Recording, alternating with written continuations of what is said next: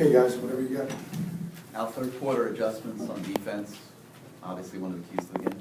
Yeah, Gareth, if I'm not mistaken, that their first down was the penalty on the play, the penalty on Jank, right?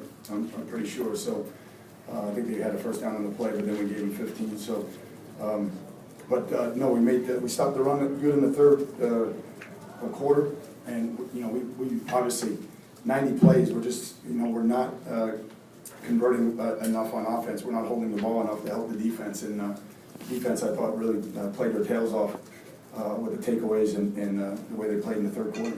Al, do you have an update on Ladarius? Yeah, just that he's been taken to Jackson for observation. We're just being cautious, and as soon as we learn something, we'll share it with you guys. But I don't have anything other than that. He was moving everything. He was conscious.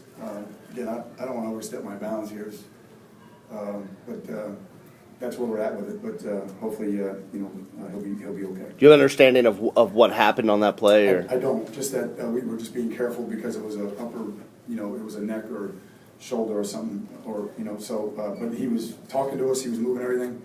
Again, just what he described. Our doctors wanted to make sure we were real careful and mobilize and do all those things. So we're obviously communicating to his mom right now. You mentioned the defense and the turnovers. You got to be pleased that not only did they turn the ball over, but they scored on some of the plays too. Yeah, no, it was big because early in the year we were counterpunching really well. If the offense made a mistake or special teams made a mistake, and then during the stretch we haven't been counterpunching as well as we needed to, and I thought the defense punched so much better today. We made a mistake and they went out there.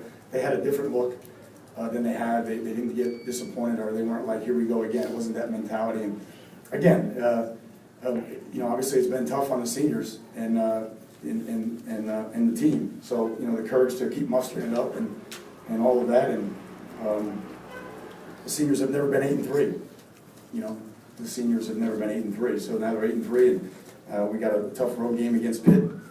Try to end up with a win there, and then obviously the seniors haven't won a bowl game, and obviously have not been able to go to a bowl game the last 2 years. So they want to finish up strong. How did you get a sense that the defense started taking? I know you try to stay in the bunker and all, but you also know it's impossible sometimes. Do you get a sense they took things personally? Some of the things you said. I'm sure they did. I hope they did. You know what I mean? But it's not really a function of what's being said outside, Tim. It's those guys that go to work every day and their standard of what's acceptable and what's not. And obviously, we tackled better, especially in the third quarter. I thought we tackled better, and we ran to the ball better. We looked like we had a little bit more energy in our pass rush today. You guys may know better than me how many sacks we had, but if we didn't get a number of them, we certainly hit the quarterback a number of times. So again, just too many plays. I want to say 45 or 46 at the half for defense, and on offense we got to do a better job. Nobody can be out there that long. We're just not that deep. I know you need help, and the scenarios are all going to get explained. But the fact that even after everything, you guys have a shot going into the last week to win this thing, what's that say about resiliency and all this? Yeah, you just got to keep. Again, we just got to worry about the Pitt game. We're going up there, and obviously I've seen a lot of Pitt the last couple of weeks because of the crossover games, and again, we've got some real effective players on defense. The two wideouts are really talented. It's going to be their last game. It's going to be a tough environment. And again, I hope we have a team that gets on the plane excited about that challenge, because it's going to be a great challenge for us. And we have to learn how to finish the season. And obviously, I think everybody's excited because we get to go practice. We get to move the program forward finally. So we got a lot of football left, and I know the seniors feel the same way. Al, what more can you say about Allen Hurns and just really how consistent he's been all year? Yeah, again, I think he's a testament to what we want in our program. He doesn't really say too much. He just works every day, beast. And I can't underscore that enough. I mean, I don't think anybody realizes that. He's having a great year. Not having a good year. He's having a great year, and he's self-made. He's a leader. He's the same guy every day. He's consistent. He's playing with confidence. And, we tell him to play special teams, he'll play special teams. If we ask him to block, he'll block. He's constantly talking and thinking during the game of different scenarios and different pass routes. So he's what we want, when you reach that level where you just go out and play, and there's been a lot of work that's put into it, so I'm proud to say that he's really been a symbol of that for us. Al, obviously not Steven's best game, especially early and through the great Yeah. part of the game. Did you see any kind of uptick at the end, or? I did you see I did. I mean, I thought obviously the one that he threw to Allen late, man, he just threw it, and I thought he was maybe aiming a little bit earlier and trying to be too exact. I don't know if it was the rain or whatever. He just got to throw it. Again, he made plays when he had to, which was great. But he's going to continue to improve. At least the discussion is not about his leg anymore. We did that for 2 months, 8 games, and really the last 2 games, he's starting to move around and protect himself better and create. Could have helped him out a couple other times. We had a couple drops, but he'll get better. We don't have a lot of time here to get ready for Pitt, and we're going to need his leadership and obviously his experience. Coach, you have 26 kids, seniors, that didn't ask for the problems that Yep. they inherited, didn't deserve it. How much respect do you have for these kids? Incredible amount, and more than anybody can know. That the standards and expectations are high at Miami, and that's why we all come. That's why we want to be a part of it, and we don't ever want to drop our expectations.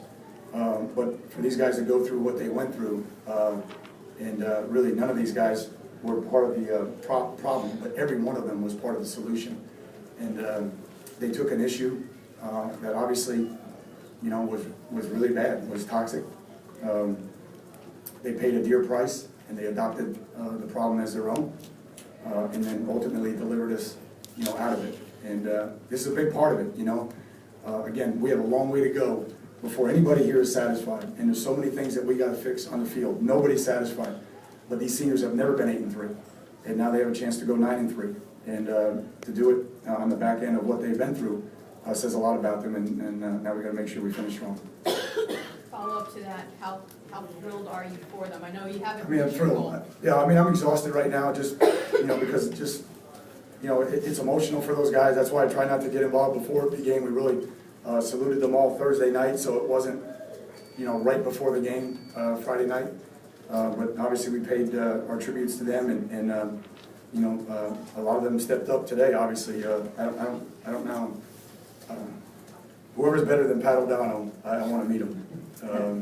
Because that kid, but I was happy for him and David Gilbert and Allen and Steven. I mean, I can go on and on. Shayon. A lot of those, Casey Rogers, a lot of those guys, made plays when we needed them. So couldn't be more proud of them. Now I want to make sure we stay focused and get ready for Pitt and see if we can't do something we haven't done here in a while. Al, do you have an update on some of the other guys? Yeah, Warren and Nate, and moving forward? Yeah, no, I mean, obviously, it was all corners, which was one of the reasons that we couldn't sub. But I think there are significant injuries to Nate and Corn. I don't know to what extent, we have to, it's not like last week, somebody gets a little pull or something, they're gonna be back on Monday. I don't know that, so we have to, have a better idea when I talk to you guys tomorrow. Anything else for Coach? Thank you. Thanks, guys. Thanks, Coach.